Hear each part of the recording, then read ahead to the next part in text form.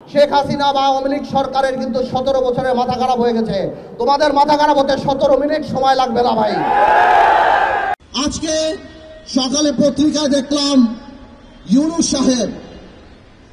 সাহেব আজকে সকালে বলেছেন যে আগামী ডিসেম্বর কিংবা জানুয়ারি নাগাদ বাংলাদেশের নির্বাচন অনুষ্ঠিত হবে।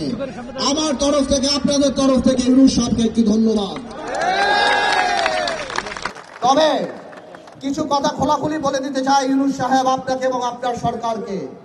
ইদানিংকালে আমরা দেখতে পাচ্ছি আপনার কিছু উপদেষ্টাদের কিছু কথাবার্তায় যে তারা আমাদের প্রতি এমন বিরূপ প্রতিক্রিয়া দেয়, এমন ভাবে কথা বলে, এমনকি মনে হয় যে এই আন্দোলন শুধুমাত্র তাদেরই আন্দোলন।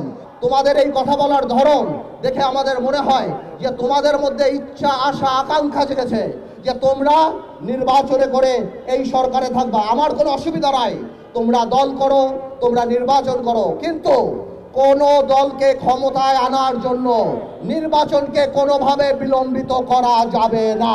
আমার ভাইয়েরা, তোমরা আমার যে বয়সে ছোট, আমি তুমি করেই বলি, সরকার নামানো আর সরকার চালানো এক কথা না। ভাইয়েরা, তোমাদের মনে রাখতে হবে, তোমরা হয়তো 10 বলে 20 রান করেছো, কিন্তু 180 রান বাংলাদেশের মানুষ করেছে 17 বছর। তোমাদের এই অশ্রদ্ধা, তোমাদের এই কথা বলার ধরন দেখে আমাদের মনে হয় যে তোমাদের মধ্যে ইচ্ছা, আশা, আকাঙ্ক্ষা জেগেছে যে তোমরা নির্বাচনে করে এই সরকারে থাকবা। আমার কোনো অসুবিধা নাই, তোমরা দল করো, তোমরা নির্বাচন করো, কিন্তু কোন দলকে ক্ষমতায় আনার জন্য নির্বাচনকে কোনোভাবে বিলম্বিত করা যাবে না। বাংলাদেশের মানুষ 17 বছর ভোট দেয় নাই। আমরা জনগণের কথা বলি, তোমরা যদি কোনোভাবেও এই সরকারকে প্রভাবিত করার চেষ্টা করো নির্বাচন বিলম্বিত করার জন্য, তাহলে মনে রাখতে হবে যে তোমরা সাধারণ মানুষের বিরুদ্ধে অবস্থান করছো। আর সাধারণ মানুষের বিরুদ্ধে অবস্থান করলে আমার ভাইয়ের একটা কথা পরিষ্কার, শেখ হাসিনা বা আওয়ামী লীগ সরকারের কিন্তু 17 বছরের মাথা খারাপ হয়ে গেছে। তোমাদের মাথা খারাপ হতে 17 মিনিট সময় লাগবে না ভাই।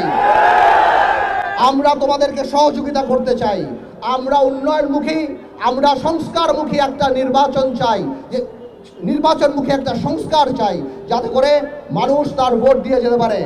আমরা চাই এই আন্দোলনে আমার যে ছাত্র ভাইয়েরা, ছাত্র বৈষম্য আন্দোলনের নেতারা যারা যে আত্মত্যাগ দিয়েছে, তাদের জন্য দুর্বলতা আমাদের হৃদয়ে আছে।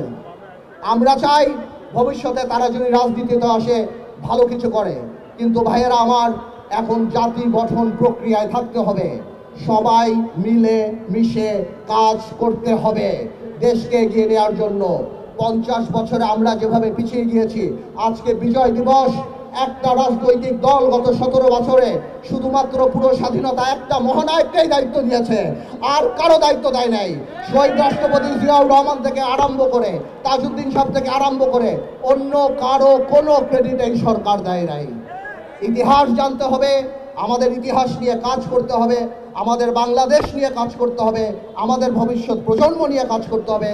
আগামীতে আমরা পজিটিভ বাংলাদেশ বানাতে চাই, আগামীতে আমরা সমৃদ্ধের বাংলাদেশ বানাতে চাই।